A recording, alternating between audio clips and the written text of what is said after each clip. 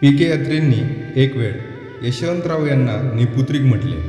ही टीका अत्यंत वाईट तर होतीच, पण 1960 साली महाराष्ट्र राज्याचे पहिले मुख्यमंत्री यशवंतराव चव्हाण झाल्यावर केली होती. तरीही यशवंतराव यांनी एक चकार शब्द काढला नाही.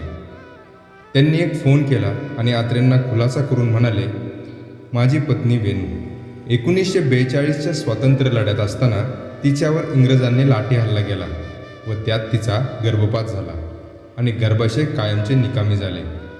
यशवंतराव हे सांगताना ना अत्र्यांवर रागवले ना त्यांच्याबद्दल एकही अपशब्द काढला. मात्र त्यानंतर अत्रे थेट यशवंतरावांच्या घरी आले. अत्यंत भावनिक होत त्यांनी त्यांची व वेणूताई यांची माफी मागितली व पश्चाताप केला. वेणूताई अत्रेंना म्हणाल्या, भाऊ त्या निमित्ताने तरी घरी आला असे उद्गार काढले होते. तेव्हा अत्रेंना अश्रू अनावर झाले होते आणि यशवंतरावांनी हसतमुखाने अत्रेंना माफ केले. ही महाराष्ट्रातील नेत्यांची त्यावेळची ओळख आणि त्यावेळची संस्कृती होती.